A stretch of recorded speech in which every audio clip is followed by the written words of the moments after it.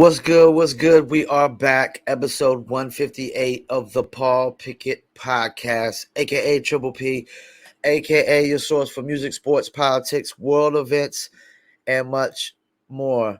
I'm definitely going to have to get into a bunch of reacts coming up in the next few weeks here. Probably actually start next podcast now that the NBA Finals and the NBA draft is over with right now. Might be plugging in trades here and there. So before I get started, let's get to a word from one of our sponsors. That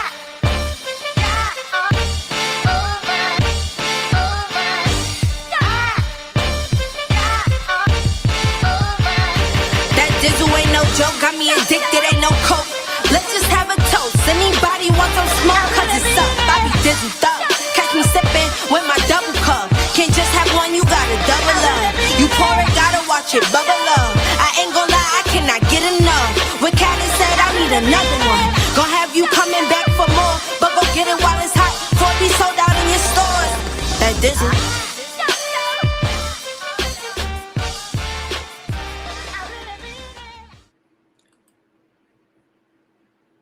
That's right. That Dizzle Premium Luxury Liqueur, mixture of agave tequila, cognac, and orange liquor mango mix. Check them out. Go to dizzlebrand.com, click on our locations, and you'll see what states, cities it's available in. And if it's not available in your city or state, that's fine. As long as you're 21 and over, click on our locations, click on one of the top 3 links, and you can order your very own bottle or bottles of Dizzle Premium Luxury Liqueur. Must be 21 and over. Shipping and handling is included. And I will be ordering a few more bottles for myself. These coming up next couple of days because Dizzle is not available in North Carolina, but it's available in California, Kansas, Oklahoma, and definitely moving throughout the Midwest. And it started in California, created by one and only Mike Dizzle. All right, so check them out, dizzlebrand.com, and also get the merch, which I'm about to be in charge of here now to try to get the sales up for the merch, for the hats, the t-shirts, the hoodies, and much more. Check them out, dizzlebrand.com. All right, we had the draft, and I'm going to just go over a few things. We're not going to go over everything. Paolo Banchero went number 1. Jabari Smith, who went number 3, was projected to go number 1. He was a little upset about that, but I don't know, man. I mean, if Jabari Smith was that good, so good, like, why wasn't his team in the Final Four? Because I don't think Auburn was in the Final Four, if I'm not mistaken. It was Carolina, Duke, Gonzaga, if I'm not mistaken, or Villanova. Paolo, I mean, he's like 6'10", NBA ready body. I think he's more complete. I think he's a guy that he's gonna rebound, can pass the ball, can just drive to the basket, can shoot well. He can't. That's the thing. People are so caught up on can they hit threes or not. I mean, John Morant's not a great 3-point shooter, and he could take over a game. That's really what it's about. Can they take over a game? How efficient are they? What kind of smart decisions do they make? Look at DeRozan. DeRozan ain't no 3-point shooter, and DeRozan is one of the most efficient cats in the NBA last year. And the Bulls don't have injuries. They have a better season last year, and it was their first year together with some of those people. Lonzo Ball was hurt most of the year, you know. So Paolo went number 1. Chet went number 2 to the Thunder. So they got Chet Holmgren, Shai Gilgeous-Alexander, Josh Giddey, Luke Dort. I mean, they got a nice little squad to work with. The Jabari Smith went number 3 to the Rockets. So it'll be Jabari Smith, Jalen Green, and Kevin Porter Jr. And Jabari Smith is as good as advertised. The fact that he went number 3, Houston should be balling out. winning some games next year, right? With Jalen Green and Jabari and Kevin Porter Jr. And they still got Eric Gordon out, which might get traded for some assets. Who knows? The Kings, being the Kings, took Keegan Murray, and all the experts are clearly saying Jaden Ivey, who went number 5, was the better player. I understand the Kings didn't want to draft another guard because they drafted. This is the thing. Kings never make sense because the Kings drafted. They had De'Aaron Fox, right? They draft a point guard in the first round and Tyrese Halliburton. They draft another point guard, 2 guard last year, Davion Mitchell. Then they traded Tyrese Halliburton. So why they draft another guard again and Jaden Ivey? You had 3 guards last year. I mean, you had 3 small guards last year, pretty much. So Kings being Kings, I mean, who knows? Keegan Murray might do something, but the Kings just seem to always screw it up. And Jalen Ivey went number 5. A lot of these other picks, like the Pacers, I don't know why the Pacers picked Benedict Mathen when Shaedon Sharpe was available. And Shaedon Sharpe at number 7, I'm hearing is a steal for the Trailblazers. Now my Hornets drafted 2 centers. They drafted one at 13 and one at 15. They traded one at 13 for a bunch of second round picks. But they drafted Mark Williams at 15, who's who I wanted to be drafted anyways at center. And we didn't definitely need 2 centers because we still got Plumlee, if not mistaken, under contract. So now we got 2 Duke centers and Mark Williams and Plumlee, and we definitely need to go ahead and start Mark Williams. And who knows what's going to happen with Montrezl Harrell after getting busted with 3 pounds of weed, which I'm going to get into. I'm glad I brought that up because that's going to be my first topic of the day is going to be my least sensitive topic of the day. Apparently the Knicks drafted 13th and then they traded their pick. I don't know what the Knicks are doing. Like, if the Knicks are going all in for Jalen Brunson, the Knicks are just, I don't know. I don't know what the Knicks are looking to do. Yeah, there's not a lot of people in this draft. This Ty Washington went 29th to Memphis. And Memphis just recently got Danny Green in the trade. I don't know if they're going to keep him. That's interesting. Ty Washington, number 29th.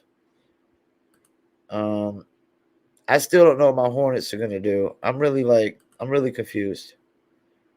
I'm really confused what my Hornets are going to do. We need to trade Gordon Hayward. We need to get rid of his contract. I don't know if we need to move off from Terry Rozier just yet. Now, I mean, if we could trade Terry Rozier for Russell Westbrook, I might be with that. Because Russell Westbrook's going to give us energy night in, night out. Terry Rozier, some nights he just disappears. But draft was I don't know if any of these guys stand out the box. I don't know if there's any Joel Embiid's or Luka Doncic's or Trae Young's in this draft. I don't know if those guys are going to make a difference right away, but we will see. And let's see, anything else? Clifford.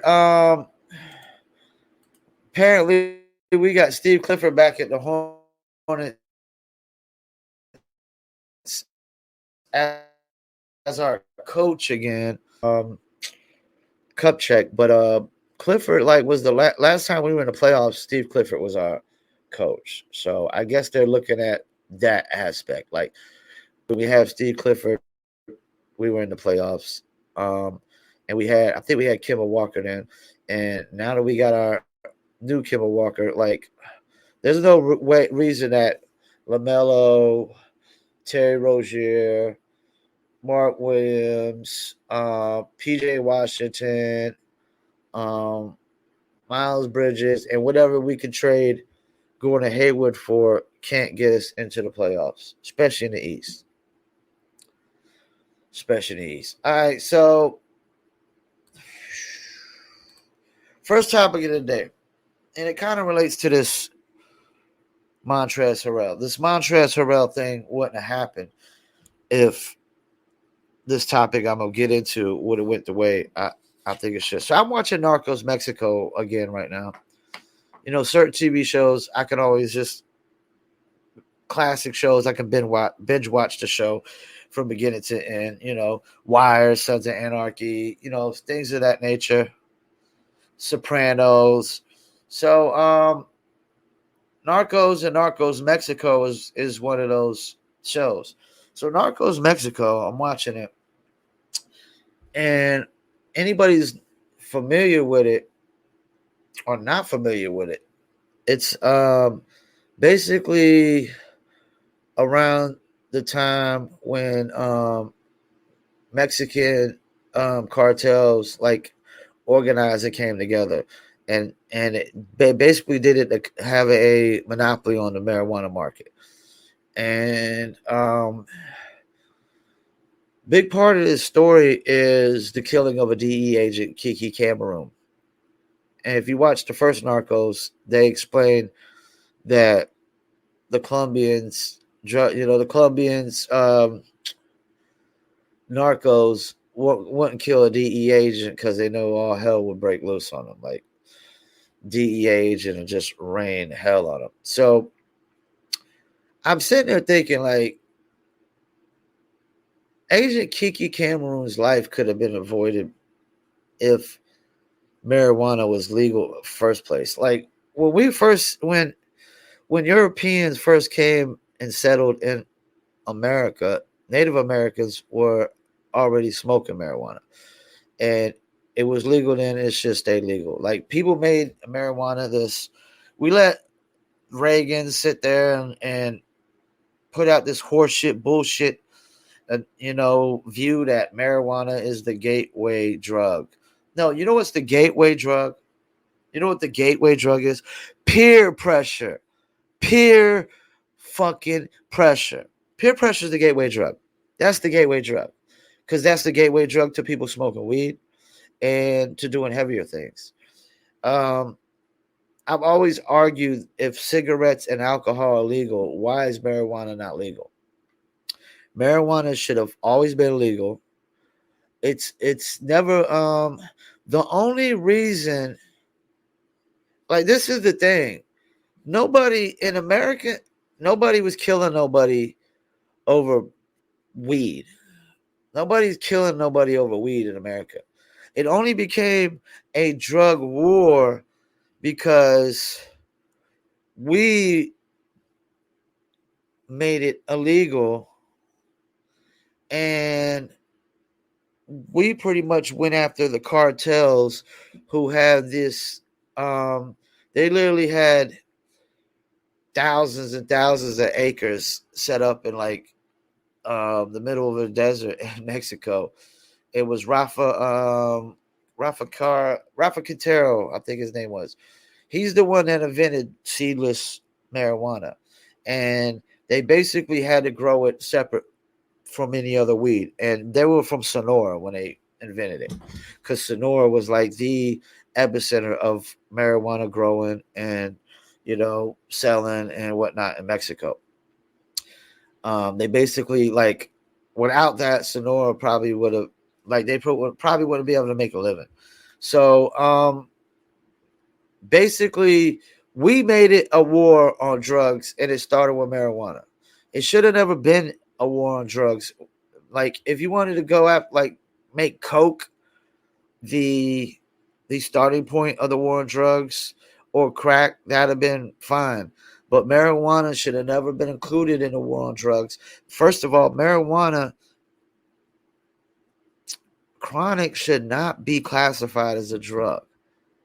Anything that grows in the ground naturally should not be classified as a drug. Maybe a stimulant, a stimulant or something of that nature, a pain reliever.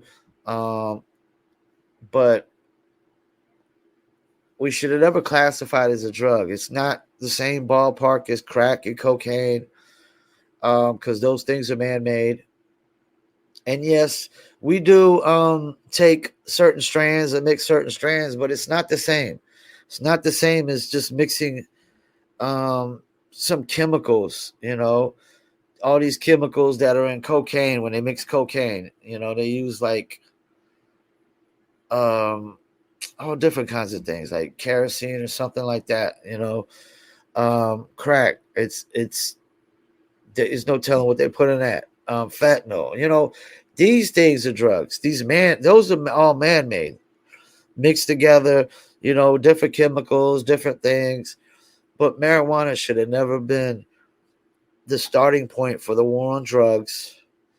It probably should never have been a war on drugs. The simple fix, the solution would have been to just legalize drug use. Now, if you wanted to have like cigarettes, 18 and older before you could buy weed, that's fine. That's fine, but it should have been legalized from the get-go. It should have never been legal. We shouldn't still be going through this slow process in America to legalize it. That's another thing to the first step into police reform. Anybody knows with common sense, common knowledge, common sense, that the first step into not even just police reform, but prison reform, is legalize marijuana. We don't need to be locking people up for marijuana and throwing away the key just because they got pounds of weed and they're selling it. That's the first step of prison reform, police reform. And why I say police reform and prison reform, because the police have to lock them up to send them to prison. So if we're not sending the police ain't locking them up over this, we're not sending the prison, people to prison over selling weed. Now, crack and cocaine, people will kill you or rob you over crack or cocaine like all day long. And I know people that's got robbed over weed, but they've got, you're talking about like super duper amounts of pounds of weed, and they were just trusting, like they were just doing hot boy stuff anyways. They were doing hot boy stuff. They were wide open with it. They were just taking on any and everybody as customers. You can't just take, when you're in the selling weed business or selling dope business, you can't just take on new customers left and right, like, unless it's referrals. Unless that's the only way you're really supposed to take on new customers in a drug business. Like, anybody I cop chronic from is not gonna, like, they don't just take on new customers unless somebody that they truly know and trust has referred this person and said that they truly know him and trust him. So it should have never been a war on drugs and marijuana. Kiki Cameroon would probably still be alive if there wasn't. And because Mexicans could still could have had the monopoly on the market, because they were growing the best weed anyways back then. They were growing the best weed. They invented the seedless weed. And actually, one guy, like I said, Rafa Quintero, I think his name was, invented the seedless weed and whatnot. And that's what really formed the monopoly, because all the other weed had stems and seeds. So when they were shipping it and distributing it, they could ship more at any given time and pack more. The pounds, were like, they would look smaller, but they weren't. You know what I'm saying? Because there were no stems and seeds. So you just get nothing but weed, which, who wants a bunch of stems and seeds anyways? So my take is marijuana should have never been illegal. It would have never been the starting point of the war on drugs. Kiki Cameroon probably would still be alive to this day, if marijuana was legal. It's not the gateway to other drugs. That's horse shit. Like, because, this is the Honest Podcast. So in my younger days, yes, I experimented. I tried X before, worst thing I ever did. Tried acid, best thing I ever did. had a little short. I don't want to say stint. I had a short little part-time experience with cocaine, and it was and when I say short, it was recreational. That's the word I'm looking for. I had a short recreational part-time stint with cocaine, and it was like we buy a small little portion um once every 2 weeks, and it'd be like me and a friend would alternate. And once that little bit we bought was gone that day, that was gone. That was it. And we never got hooked. We never wanted none for the rest of the week. This is the thing I've realized. Drugs are not for weak-minded individuals. Drug use is not for weak-minded individuals. And another experience I can tell you to go along with that is I got hit by a car and I broke my femur, broke my foot, dislocated my shoulder. So you best believe that they gave me pain pills in the hospital. And I think the pain pills they gave me were Oxys, if I'm not mistaken. And I didn't get one refill. Whatever prescription the doctor gave me they gave me pills when I went home. And whatever pills I had whenever I was done with them, that was it. I didn't ask the doctor for another prescription, no matter what kind of ache or pain I had, because I knew pills were addictive. And not only that, the pills got me sick. They made me throw up. Like the oxys made me throw up, and I was taking them, the amount that they told me, and they didn't settle with my stomach all the time.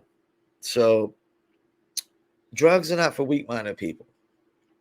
There's that first. And marijuana shouldn't have been illegal in the first place. It shouldn't have been a starting point for the war on drugs. If anything should have been a start point for the war on drugs, should have been cocaine, crack, fentanyl, things of that nature. And the fact that they're still slow with the process makes me question. Like I know why North Carolina is slow with the process, because we're the tobacco state, and tobacco companies are definitely paying politicians to vote against it. And we're also the Bible Belt state, so like religious people are probably donating money to vote against it. That's the thing. Like politicians, we forget that politicians first and foremost are going to cater to their donors. If you didn't donate money to a politician, you just voted for them. I mean, that's cool and all, but they're going to cater to what their donors expect from them first. The people that because without money to promote yourself as a politician, to throw up all those signs and those advertisements everywhere, you literally are not getting in. Like every politician has to get a lot of donations to get elected. They do. So they're going to basically go with what their donors need and want first, which is always probably business related things. It's always business related things. It's not things that deal with the common person, the employee of the month. No, it's business related things. So yeah, man. Just watching Narcos, basically, war on drugs shouldn't have started with marijuana. It should have been legal. Should have been legal from the get go, and they need to go ahead and just wrap that up with legalizing it everywhere, so we can get that out the way and start some sort of police reform or prison reform. All right, let me get to the last topic of the day. This one's a sensitive one. Roe v. versus Wade. The Roe versus Wade. They overturned it, which everybody pretty much knew that was going to happen because it leaked. This is a very sensitive subject for a lot of people. This is how I'm gonna break it down. At what age does a baby have a heartbeat. This is how simple as I'm gonna make it. A fetal heartbeat may be first be detected by a vaginal ultrasound as early as 5.5 to 6 weeks. 5.5 to 6 weeks.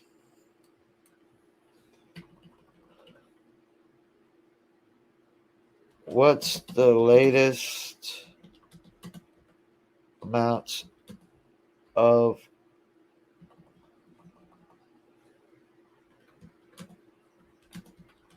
a woman can get an abortion?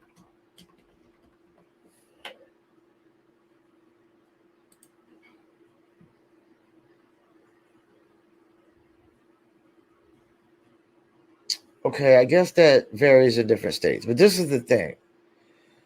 My take is if a baby can have a heartbeat in 6 weeks, which is 1.5 months, I'm going to say that if you have an abortion, once it has a heartbeat, you can't get an abortion. As far as I'm concerned, you're a cold-blooded murderer. You're a cold-blooded murderer. You'll kill anybody if you'll kill a baby once it has a heartbeat. That's my take on it. Before a heartbeat, I get it's hard to say that it's a life if it doesn't have a heartbeat.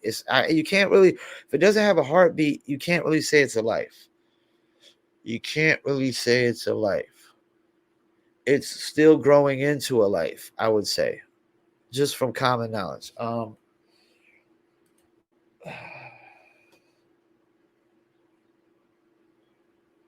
right. So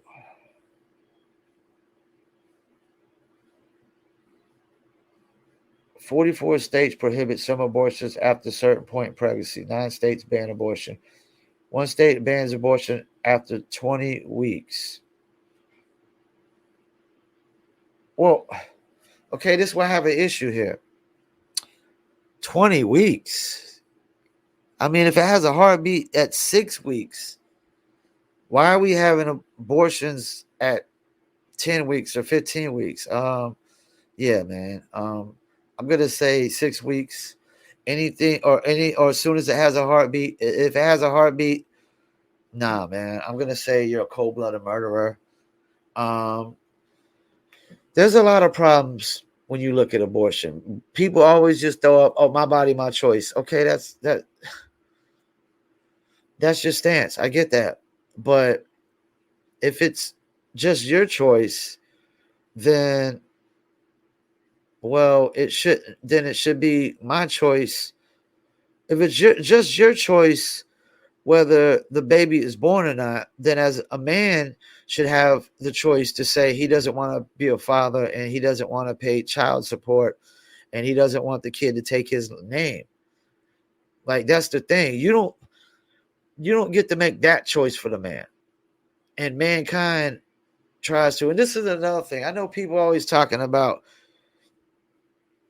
gender equality. Well, there's no gender equality in this situation, because a woman can go behind a man's back, never tell him she was pregnant, and get an abortion, and he would never know. And I would argue that 70% of women that get abortions do that. So I would argue that 70% of women that get abortions cannot be trusted in a relationship one bit. There's zero trust in a relationship if you get pregnant in a relationship and you don't tell the man you're pregnant and you go get an abortion. He can't trust you one bit after that. You're a two-faced, lying, backstabbing bitch. Yes, I said it. You're a two-faced, lying, backstabbing bitch, because you'll do all those things. You'll backstab, lie, and all that thing. It creates dishonesty between relationships, and me as a man knowing that 70% of women that get abortions probably lie behind a man's back and don't tell him. makes me not trust 50% of the women in this world. And like me and my friend were debating this, and he was bringing up rapes and stuff like that. And I told him, I was like, that's probably like 1%. 1%. So when I looked it up, what do you know? Right on the dot. 1% of abortions are rapes. 1% of abortions are rapes. So yeah, there's just so many issues. There's just so many issues with this. It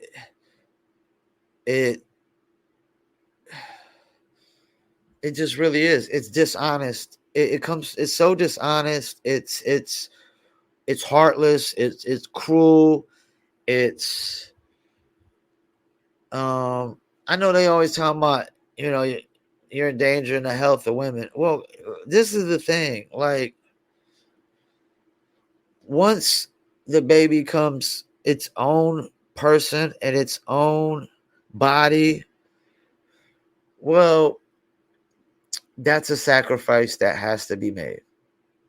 Because there was a time back in the days when women were dying during childbirth like crazy because we didn't have all the medical advancements that we have today.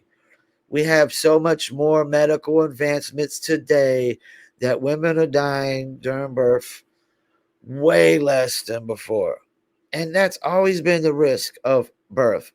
My puppy, she's never had, my dog's never had puppies, but if she was, that's a risk she would be taking, having puppies. And I'm not going to sit there and like, make the decision for my dog for her to abort her puppies. I think pro-abortion people are definitely anti-life. They're anti-life. So I don't want to be associated with anti-life people. I don't want anti-life people in my circle, in my friendship circle. Anti-life people don't care about me. So why do I care about them?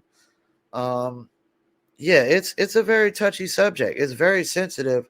I know a lot of people think this is going to help the Democrats during voting. I don't know I still don't know that this is going to be a bigger issue than inflation, the gas prices. I still think the gas prices are going to dictate voting more than anything.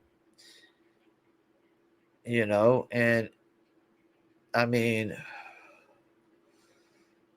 the fact that all these women out here are just cool with killing babies, killing life, destroying life, it really sours my taste on women right now. Like, women are some selfish species. They're the most selfish creatures on the face of this earth. Women are. It's all about them. First date, oh, the man's got to pay. It's all about them. The man's got to go the extra mile to please them, to try to get with them. No, man, like, like, why? And I hear all these women make all these horse shit of, lies talking about, how they got to do everything in a relationship. How is that when the man is the one that had to do everything from the get-go? The man's the one that had to pay for dinner. Like, if it's dinner, movie, and the hotel on the first date, the man's paying for all of it. And it ain't gonna be cheap. And then he's gonna be paying all the way up to the point when they get married, more likely. When they have kids, okay, who gets to sit home for months at the time with just the kids? Why the man has to pick up extra hours just to pay the bills and put the baby. I mean, like, this is, women only want equality in certain places, and there's no equality in abortions, and there's no equality in child support and child custody cases, all those things. That's the thing. Those are man-made laws, supposedly, that cater nothing but the women. Divorces, child custody, abortion. I mean, a man has no say so whether you abort, you know, like that's the thing. It takes two to make a baby, but only one gets the choice. And then you get to make the choice if he, like, you do have the kid and he doesn't. What if he doesn't want to have the kid? Oh, so you get to make the choice that he has to be a father. He has to pay child support.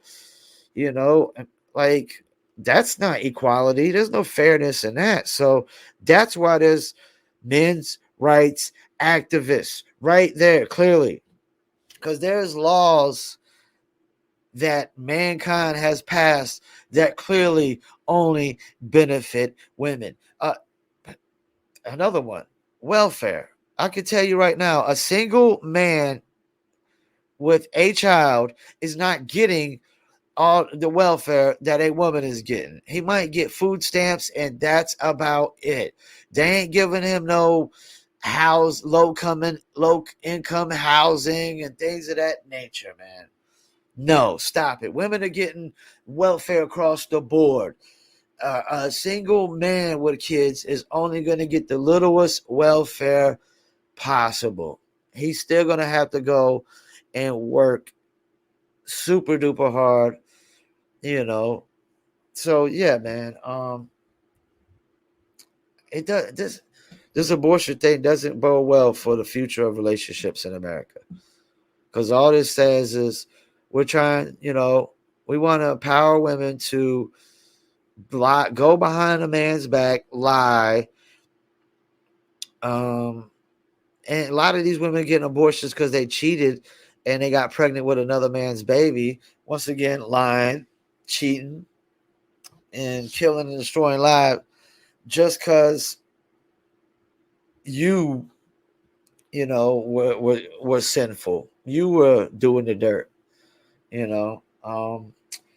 Yeah, I'm just not with killing life that has a heartbeat. Once it has a heartbeat, I'm like, I'm sorry, you're just a cold-blooded murderer as far as I'm concerned. You're anti-life. That means scumbag, piece of shit. Not nobody that I want in my life. I only want people that care about life in my circle. My friends are the kind of friends that are honest, trustworthy, and if somebody murders either one of us, we'll get revenge. We'll revenge each other's deaths. That's the kind of friends I have. That's how much they value life. If I was to get murdered and cold-blooded by somebody, cold-blooded murder, like abortion is once they have a heartbeat. If I was to have cold-blooded murder committed on me, you best believe that one of my friends is getting revenge. And I would do the same for a few of my friends, like somebody just cold-blooded murder them. Yeah, I get revenge. Yep, I'm calling it right now because that's what friends do. That's what friends do. But, I hope to God my friends have to get cold-blooded murdered so I don't have to get revenge. Hopefully I don't have to get revenge. You know what I'm saying? I got a 12-gauge shotgun in my closet. Haven't shot it yet. I mean, I shot guns before as a kid. You know what I'm saying? I mean, I know enough about guns. My stepdad is trained me enough as a kid with guns. I shot enough guns as a kid to know how to shoot guns as an adult. But I don't never want to have to shoot my 12-gauge shotgun. I don't want to never have to shoot it. I've had my house getting broken into a lot of times back in the past because, I have a lot of computers and things of that nature for my business, and people just break in and steal stuff that know you. And, even though I don't allow a lot of people in my house at all, just to be safe. And I don't want to never have to shoot nobody with my gun, man. I don't want to never have to shoot nobody. So hopefully nobody ever breaks in my house while I'm here. Because that would be the only reason for me to do it. Somebody breaks in while I'm here. Breaks in while I'm in the apartment. That's it. Because anytime somebody breaks in while you're there, your life's in danger as far as I'm concerned. Well, you don't know how far they'll go. All right, let's about to hit you with a commercial from another one of our sponsors. But yeah, this abortion thing, I think it creates a level of distrust in relationships across the board. I think it's very selfish. I think once they have a heartbeat, it's cold-blooded murder. It's complete scumbag, piece of shit. Like, as far as I'm concerned, people who get abortions, they kill babies off that have heartbeats. Throw them in front of a firing squad. Get them. Let's abort them too. People that think it's okay to kill somebody that has a heartbeat just cause, abort them as far as I'm concerned. I mean,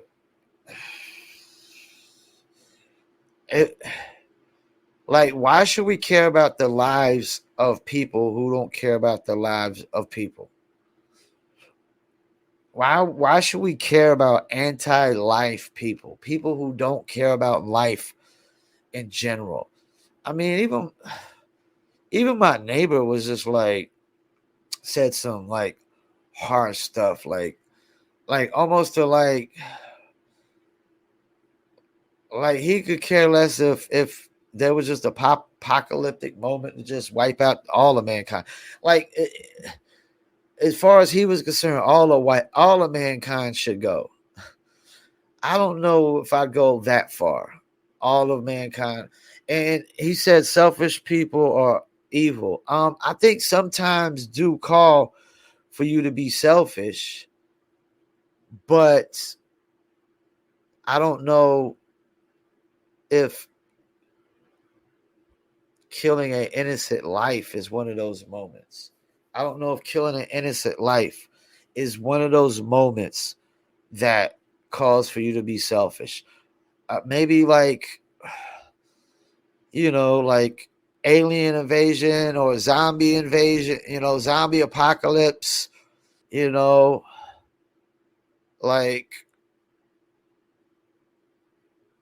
maybe Ukraine, Russia kind of war thing, where you just got to worry about protecting your life and taking care of your life and, things of that nature. But I don't know that killing an innocent life is ever a situation that calls for you to be selfish into protecting your life over an innocent life that done nothing. We're talking about zombie apocalypse and things of that nature that have never probably happened.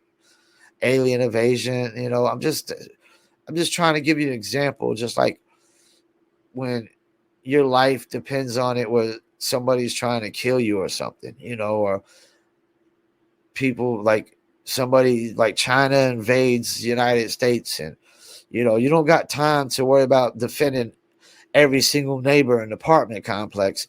You gotta take care of yourself. You know what I'm saying? And some of those moments and whatnot. Kind of like a Red Dawn situation. It's you can't always just gotta worry about protecting the next person. You might have to worry about protecting yourself in those situations. But yeah, abortion is never gonna be one of those things. And I never will condone abortions once it has a heartbeat. That's my stance. Soon as the life has a heartbeat, to me, that's at the point of no return of killing a life. Once it has a heartbeat. Because once it has a heartbeat, it pretty much has developed the brain because the brain, or enough of the brain to tell the heart to beat. And those are the two main things that go along with life, because your brain tells everything to do everything. My brain is telling my heart to beat, my lungs to do whatever they do, organs to do whatever they do, and it's crazy. It's like your brain is it's like a computer. It's already programmed, like it's software in there. There's software inside of our brain. It seems like that's already programmed to know to do for our body to do these certain actions. It's no different than a computer telling the processor to do this or the fan to blow, the hard drive to do this, whatever devices that go hand in hand with a computer, that involve its functioning. That's what the human brain is like, a computer that has, I guess you could say, not actual. It's you could think of it as like software, but it's not actually physical software downloaded. It's more like virtual software, probably, when you think about it. Metaphysical software, something,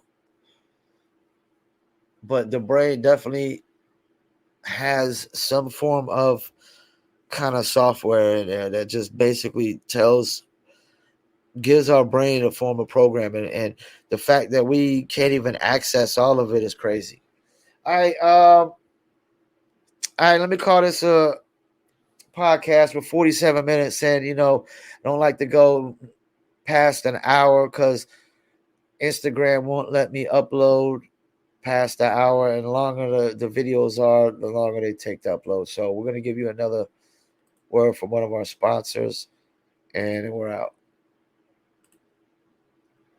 Are you a musician looking for music marketing and promotion? Then look no further than Promo Palace LLC, your one-stop shop for all music promotion services. Services include Spotify playlist pitching, YouTube video promotion, record pool promotion, blog placements, radio airplay promotion, SoundCloud promotion, and much more. With over 2,000 customers and over 10 years of experience in online promotion, Promo Palace LLC is a company you can trust. For more info, please go to promopalace.biz. See you there. That's right. You heard it from the beautiful spokesperson. You need marketing promotions, go to promopalace.biz. We can promote your music, your product, your brand, or your service. Or you can email me at promopalace1@gmail.com. That's PROMOPALACE, the number 1, at gmail.com. Once again, I'm your host, Paul Pickett. Episode 158 of the Paul Pickett Podcast, a.k.a. Triple P, a.k.a. the Common Sense Podcast, your source for music, sports, politics, world events, and more. Peace, and I'm out.